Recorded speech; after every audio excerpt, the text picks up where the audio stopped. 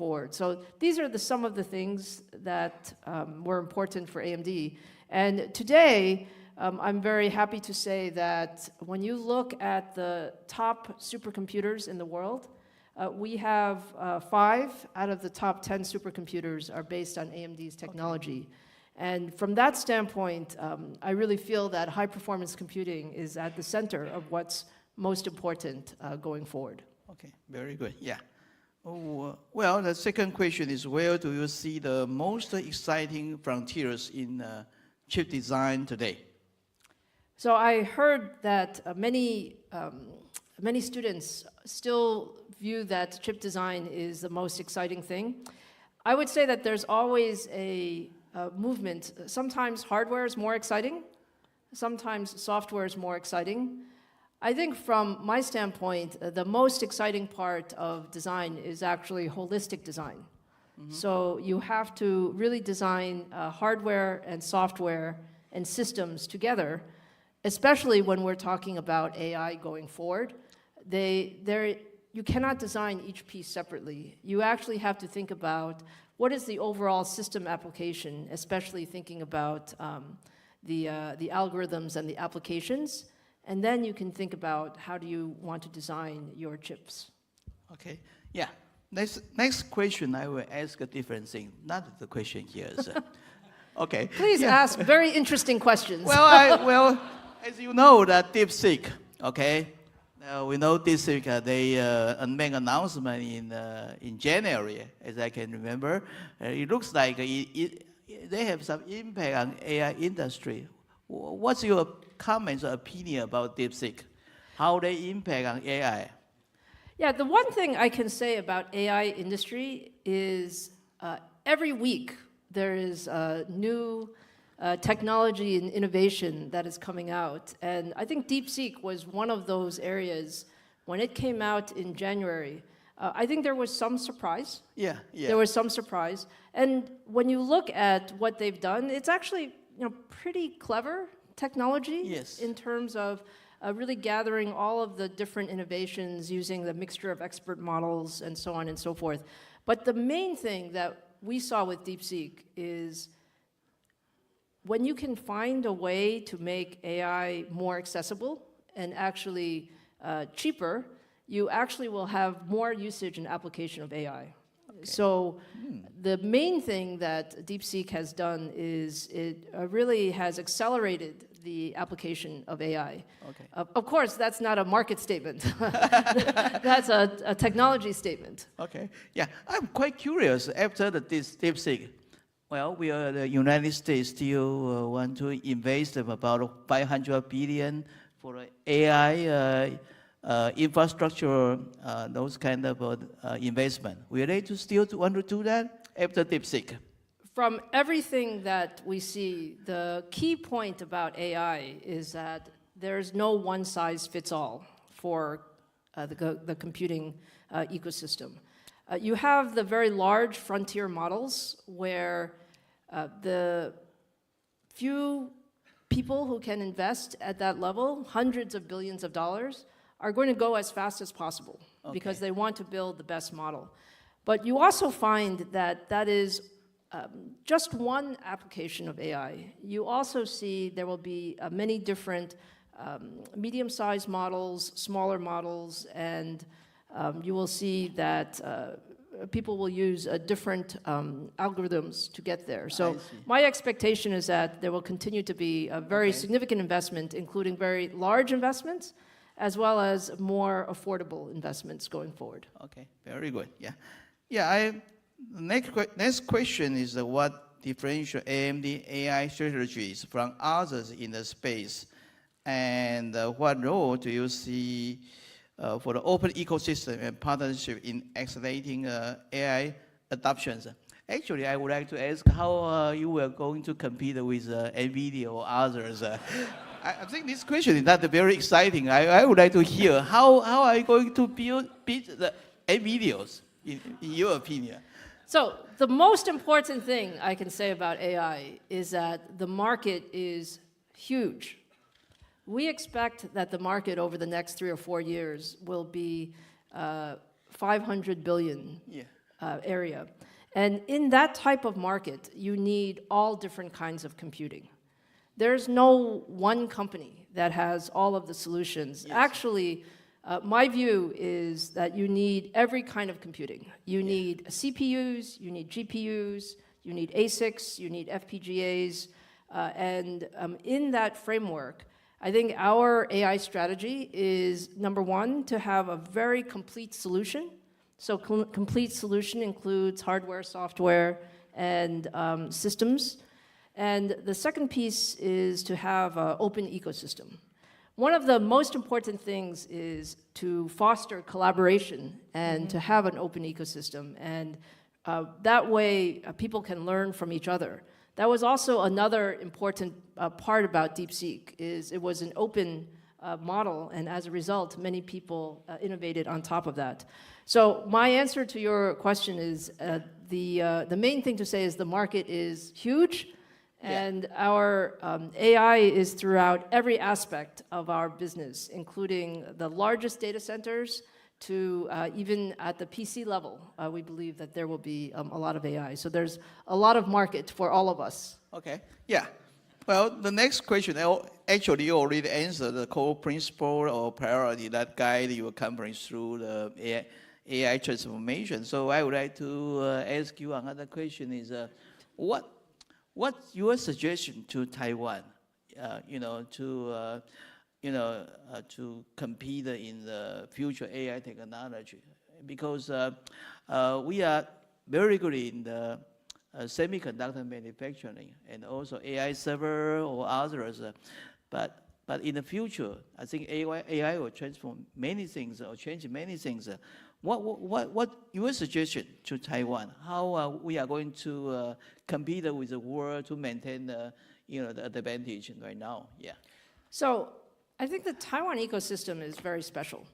And when you look at the Taiwan ecosystem, starting from the TSMC ecosystem, which really has built this incredible manufacturing capability, and then including all of the ODM, OEM ecosystem, manufacturing ecosystem, design ecosystem, and I think more investment on the software and system side will come in.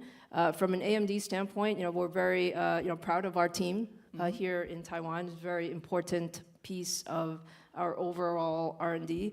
But the other thing I would say is, in this world today, the ecosystems are very interconnected, and from a United States standpoint, I think we do rely on a lot of the Taiwan manufacturing ecosystem, and trying to build resilience into that ecosystem is important. Okay, yeah, I see, yeah. Yeah, I think the next question is that, I think your family and education is very important to your early life and also your careers. Could you talk a little bit about that? And also is that connected to the very difficult period for you to turning AMD to become the world leading company? Yeah. So do you think President Chen should go from being university president to talk show host? I hope so. In that case, I can make more money. So I'm very, I think, happy to say that I was born in Tainan, and my parents immigrated to the United States, and as you can imagine, that was a very big move for them. Yeah. And when we went to the U.S. as a family, I think the key part that my parents always instilled upon me is education is so important. So for all of you in school, I remember when I was in school at MIT, yes, I very much wanted to finish school. So after my bachelor's degree, I actually thought I should finish school and go to work. And my parents said, no, Lisa, you cannot do that. They strongly suggested I get a PhD. And at the time, I was very impatient, very impatient. I was like, oh, school is enough, it's enough. Maybe some of you feel the same way. And the truth is, my parents were right, because what you get from your university and your graduate school is really an opportunity to learn many different things and to build the confidence to really solve the future problems. So even though I was not happy with my parents at the time, I think they were absolutely right. And as the experience to be CEO of AMD, I would say it was kind of my dream job to start from a semiconductor engineer to become a business person and then become a semiconductor leader. But it was not easy, especially in those early years. Yes. And my parents and family have always been very supportive of that. And I'm very lucky in that way. I see. Yeah, I'm just curious. The problem is my father, Yeah, right? I know. That's a problem. Yeah. Well, when we see that the industrial leaders in the earlier stage, for example, Bill Gates, and probably that Zubeck, and also that Steve Jobs, as I can remember, they do not finish the university education, okay? But they became a leader. And now the new leader, for example, that Jason Huang or you finish the degree. Well, what's your comments on that? I'm just curious why the previous leader they did not even finish the university education, but now the new leader, they finish the education. What's the difference on that? My thinking is that there are many different kind of leaders. Many different kind of leaders. And we have a lot of respect for all kinds of leaders, but I truly believe that the university education is so helpful. Like these years that you're in the university is really the best time to learn and to decide what you enjoy the most so that you can decide your next step in your career. Okay, yeah, I see. Well, the next is... Maybe I should ask you, what do you think, President Chen? Well, I think in Taiwan, you have to finish the education. In the United States, maybe not. Okay? Because actually, in Taiwan, the education system and also job system, you have to finish the degree. And also from the parents, the Chinese-based parents usually ask the kids needed to finish the degree. Okay? And my other question is, well, it's a little, personal. I know you and Jason you are the relatives. Do you exchange the idea or the idea on the running the AI company, or you run individually? Have you ever exchanged the idea with him? I'm sorry. Yeah. First of all, I have tremendous respect for Jensen. Okay. Tremendous respect. I think as a founder of NVIDIA, he has really built an amazing company. I would say that we run independent companies, though. So probably as a semiconductor industry, we do have a semiconductor industry association in the U.S. Where all semiconductor companies are there, and together in that forum, we would exchange some ideas. Okay. Yeah. Well. Anyway, next I would like to ask for my students and you, for students who want to make an impact in technology, what advice would you give about taking risk, choosing mentors, or building resilience for our students? Yeah. So I can say in my experience, I had one piece of probably the best advice that I received from a mentor was to tell me, Lisa, whatever you do, I would suggest that you pick the hardest problems. So the advice they gave me is to run towards problems. And actually, I think that's the best advice that I can give students, because there's so many interesting things to do in the world. choosing a project or a problem or a company where you can make a big impact, you will learn so much and be able to contribute so much. And I can say for sure that I learned the most from the biggest mistakes I made. So mistakes are not a bad thing. Mistakes are actually a good thing because you can learn from those lessons and be better in the future. Oh, yeah, that's a very good advice. Yeah, I remember when I submitted my first paper in NGU, it was rejected. And I take a look at the comments. I found out I really did not, see the experiment data carefully. Then I revised my manuscript, submitted to a beta journal. It was accepted. Well, sometimes we learn from mistakes. So now we open the question to the students. Only the student can raise a hand, okay? Student, please, yeah.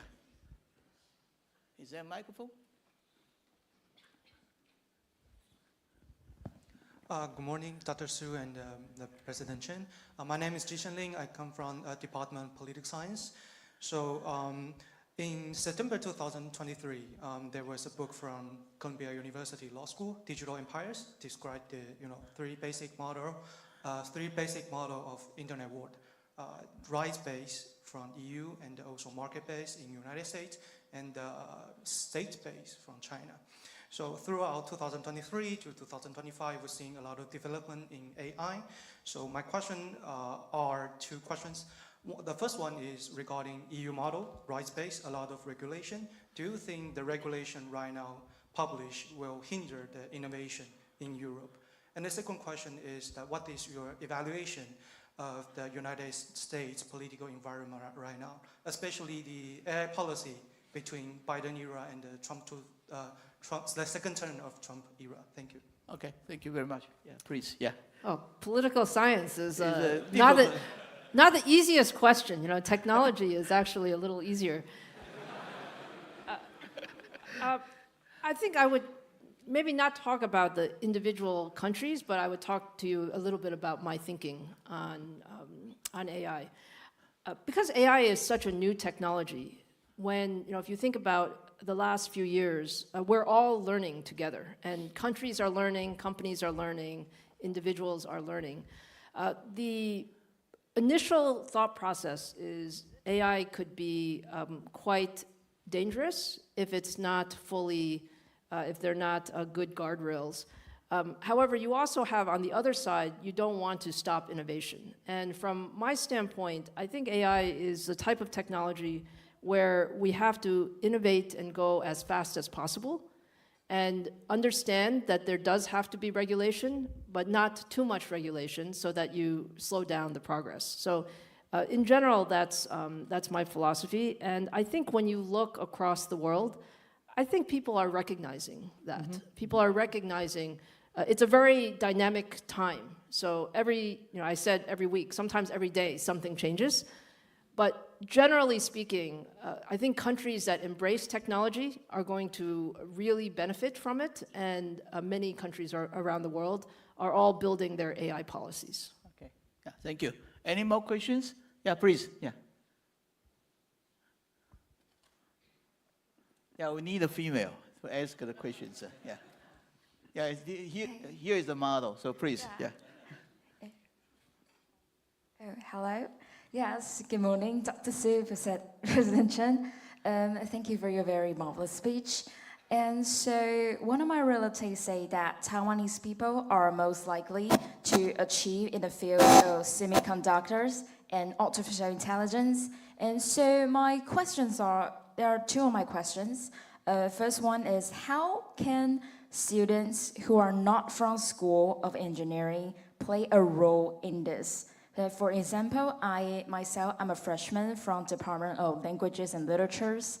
And the second one is, now that Taiwanese Americans are among the most highly educated ethnic groups with the highest income in the States. And how do you think that will affect the status of Taiwan in the future? Thank you very much. Yeah, please, yeah. Sure. So on your first question, I think everybody should be educated in AI. it doesn't matter which department that you're in. When you say you're in the literature and linguistics department, I think AI can also be very beneficial to understand how to apply AI in your field. And most of what we see today is, I think, as I said, people are still learning very much what you can use AI for in each field. So we talk a lot about the development of AI, but there's also a whole field on the application of AI, going forward. So I would certainly encourage all students to do that. And then your second question about, Taiwanese, can you say again? Taiwanese Americans are among the most highly educated ethnic groups with the highest income in the States. And how do you think that will affect the status of Taiwan in the future? Oh, I'm not so sure that I can say that, but I will say that I think Taiwanese Americans and Taiwanese in general are, extremely hardworking and really thinking about how to contribute to their fields and their professions. And I think that's something that we can be very proud of. Yeah. Although some people say that I'm more American than Taiwanese, but I'd like to think I'm Taiwanese American. So, Yeah. Well, if you check the signature from Lisa outside, okay, she write her name better than what I write by myself. It's incredible. When I see how when she write, that her names, it's unbelievable. Because as you know, she left Taiwan at the age of 3. It's very difficult that he learn Chinese. Anyway, any more questions? Yeah, please. Yeah.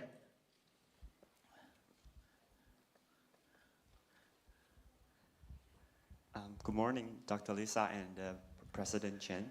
And as I know, AMD has experienced through many highs and lows.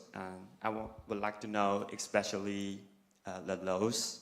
And how do you maintain your confidence during difficult times? Thank you. Sure. So probably the most difficult time for AMD was when we had to really, when I started, it was in 2014 timeframe. And at that time, the company had a roadmap that was not competitive. So if you're in a technology company, you must have, your product is the most important thing. I would say that's the number one thing.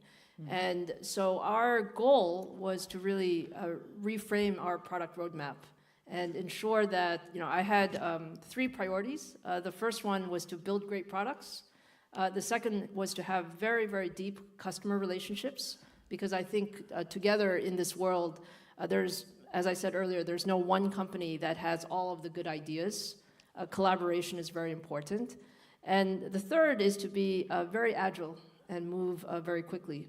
So in that standpoint, our biggest job was to give ourselves time to build this great roadmap. And we are now, I would say, our CPU roadmap is based on our Zen technology. We're now on the 5th generation of the Zen technology. I can say we went from, let's call it, not the best to today. I feel that we have the best CPU technology in the world. Mm-hmm. And we have also a lot of a broader roadmap going forward. So I think the key is, in those times, to be very clear about what you're trying to achieve. And for us, it was always in a technology company, is to build great products. That's the number one foundation. Okay, yeah. Any more questions? Oh, I should look for a different side. Maybe this one, yeah.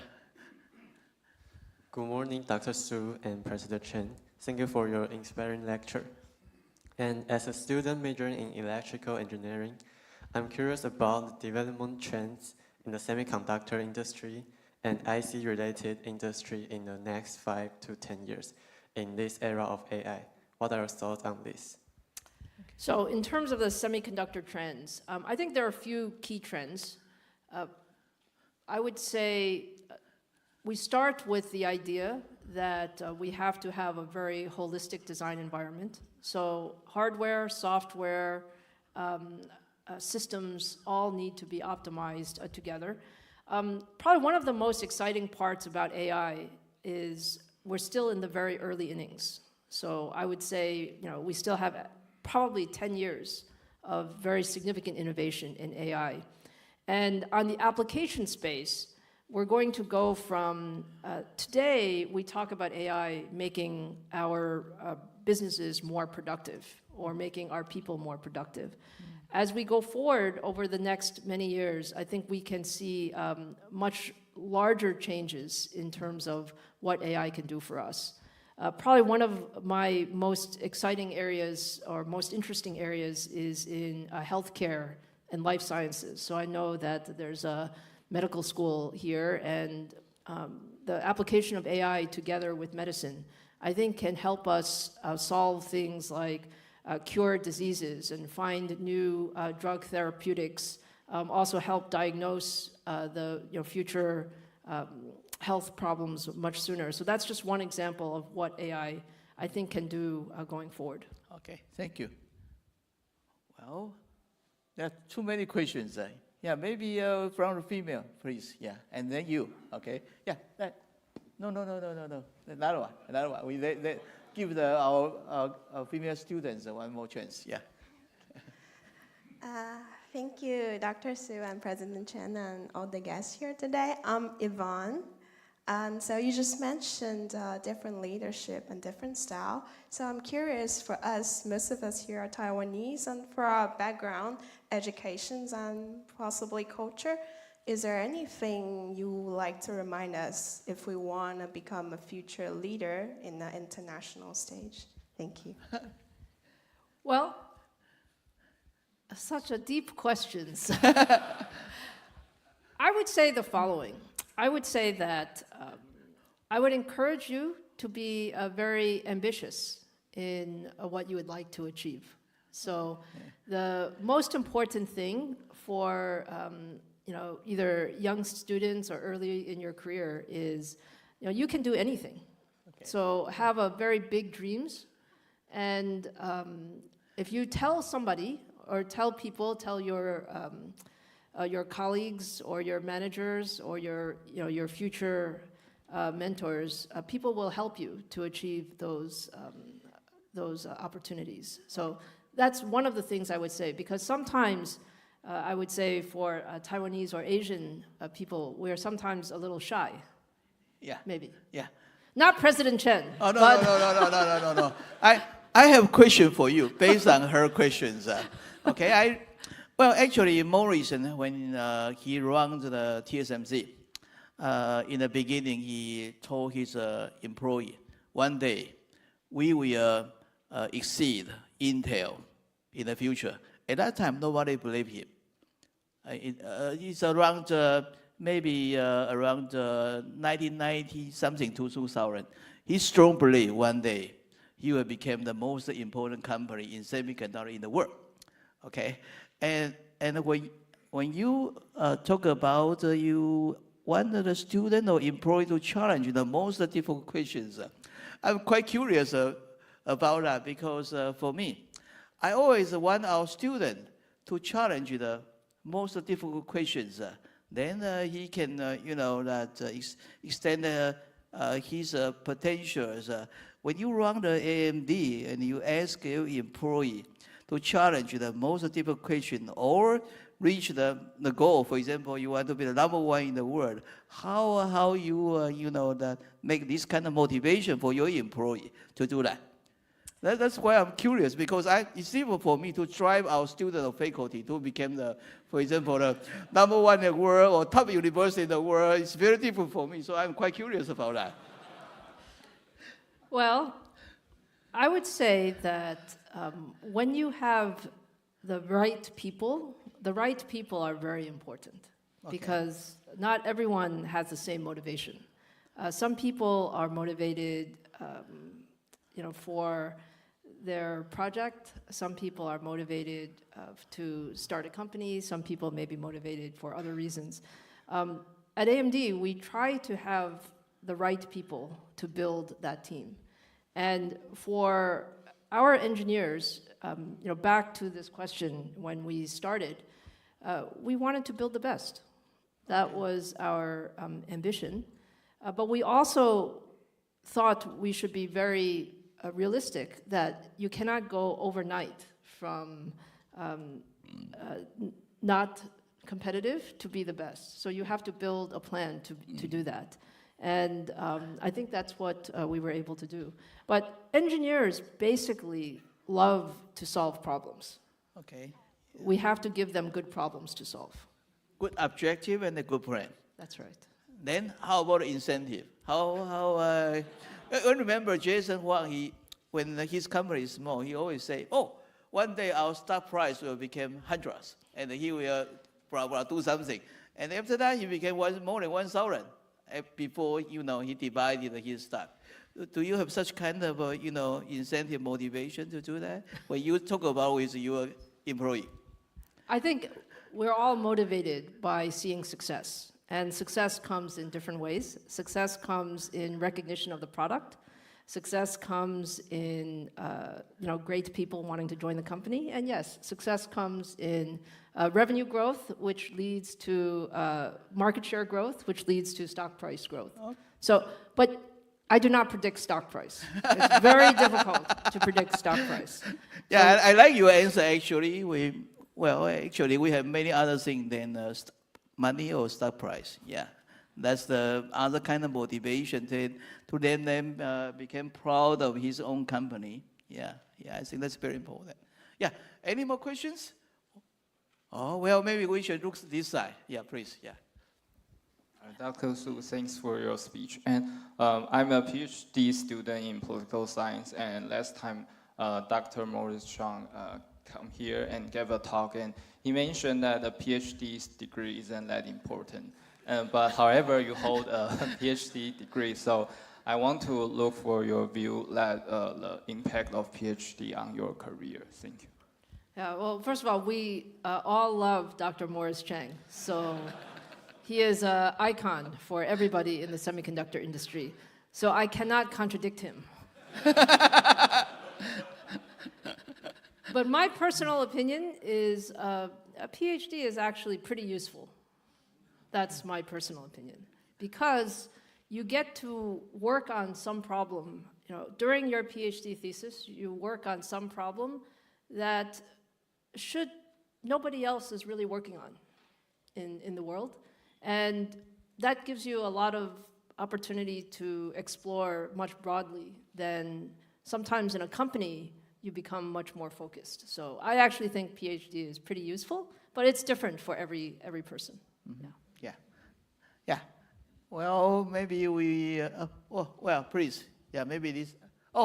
That side? Please, I'm sorry. Yeah. Maybe we shift to different locations. That one, yeah. Hello. Morning, Dr. Su and President Chen. As Dr. Su mentioned before, it's like graduate school training is different from the undergrad school, all the stuff. And then I was just curious about what top 3 things you think as an engineering student is the soft skill or hard skill that we should learn from the graduate school. And then the other thing is that I want to ask about what is the mindset about when you're having setbacks in rock bottoms? What keeps you keep going? Like that not just in the companies, about life, about everything that happens to you. Thank you. So the top, you said soft skills. So I would say a few things. One is, you really have to think that the world changes very fast. So it's important to be actually quite agile in your thinking. Maybe today you think this is the right path, but you will learn something every day. And I have a big philosophy that says you need to continuously learn all the time. Like every day you're going to learn something new, and you can decide how you might change your path. That's something that I use very much, and I would suggest that that's an important you call it soft skill. So, and then to your second question about how do you deal with setbacks, I would say, look, I said earlier, you actually learn the most when you have a setback, when you have a failure, when you have something. Like I can tell you so many examples of my setbacks, but my advice to you is you can be sad for just a short time. Of course, we're all human beings, right? So if you have something that you're working on that didn't go the way you wanted to, you might be a little bit unhappy, but only for a very short time.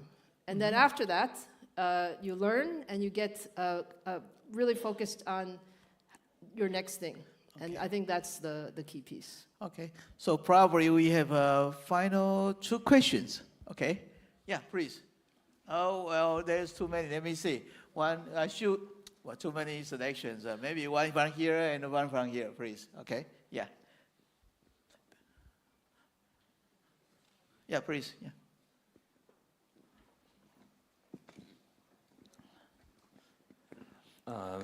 Thank you for your speech, and I would like to ask, when you were students, did you consider yourself a gifted student or a hardworking one? In your opinion, which is more important, talent or effort? Thank you.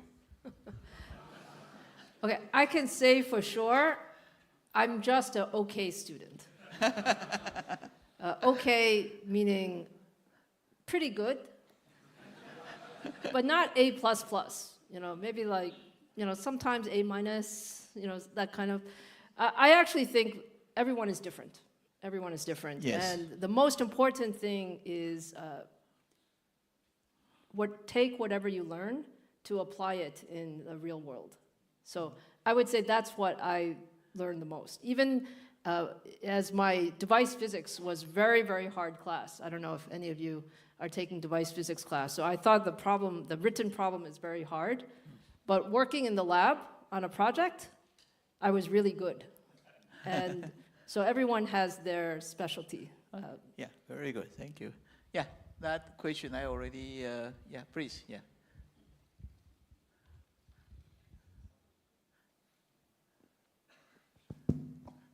So thank you, Dr. Su and President Chen. So given that AMD only have around a third number of employees than that of Intel, and only roughly similar to NVIDIA, do you have 3 to 5 strategies, principles, or anything for you to kind of decide and manage uncertainty? Because just now we mentioned that the semiconductor industry is changing very fast, and there's AI coming in the very near future, even happening right now. And so what are the strategies and principles to stay competitive yet innovative, and also stay agile while also maintaining the most profitability and sustainability? And my second question is that, for AMD, do you always compete head-to-head with other companies in the same industry? Or do you, how do you identify a new blue ocean for AMD to have a nicer business and also largest profit? Yeah, thank you. Yeah, so very long question. So your first question about number of people and the strategies, let me say one thing. I'm a big believer in, it's not the number of people that you have for anything. If you think about a company or if you think about a project, it's not the number of people that you have. It's, do you have the right people to do the things? Yeah. So when I first started at AMD, we had 8,000 people. People used to say, oh my goodness, you're so small compared to Intel. Actually, at that time, I think Intel maybe had 10 times the people of AMD. And they said, Lisa, you're crazy. Why are you doing that? You cannot possibly win. And I said, really? Why do you say that? I actually don't feel that way. I don't feel that it's a number of people. I feel that it's the right people with the right project, with the right focus and the right vision.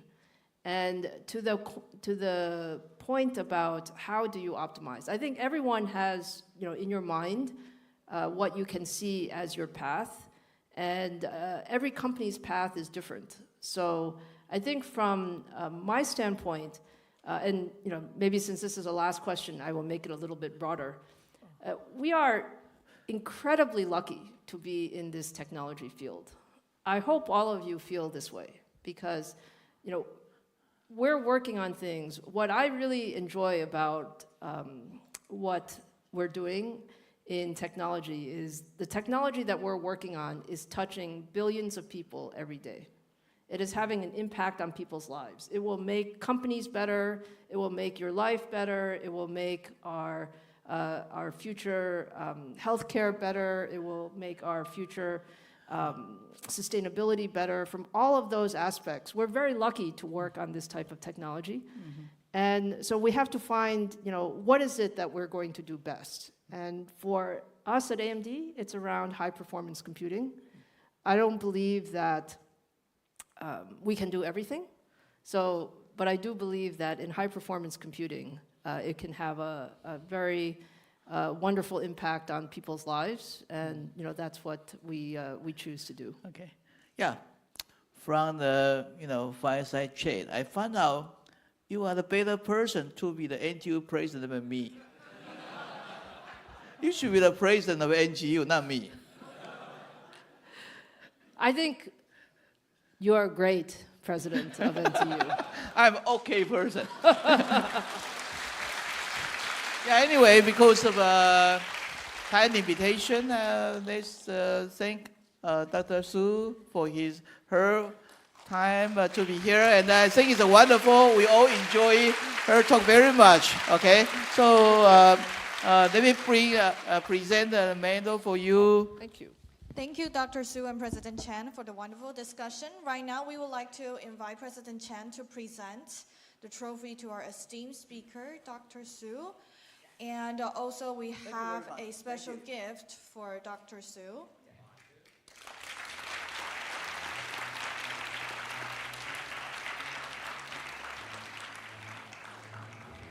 Thank you very much. Thank you. We have a special gift for Dr. Su. It's a NTU Special Edition baseball jackets. NTU.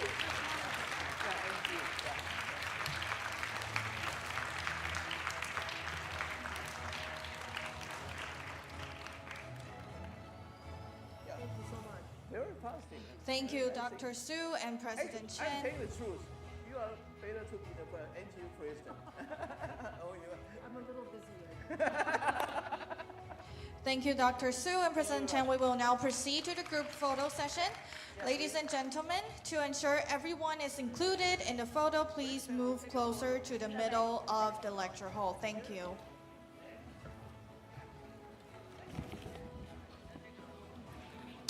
Our photographer will be over here on the stage. Please look at the camera.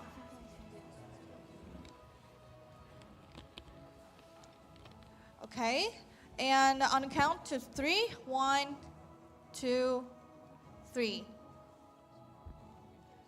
We will be taking another one. Please give us 5 seconds of your brilliant smile. 1, 2, 3.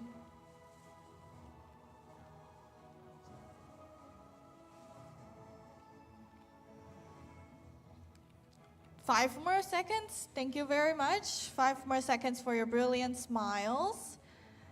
1, 2, 3. Are we good? We good? Okay. Thank you very much, ladies and gentlemen. I would like to invite you again to give a round of applause to our esteemed speaker, Dr. Lisa Su, for sharing her valuable insights with us. Right now,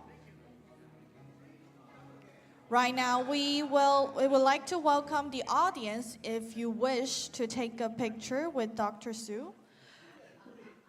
please wait patiently and line up at the middle side of the stage. We would like to make sure that other exits are available for leaving. 接下来我们会开放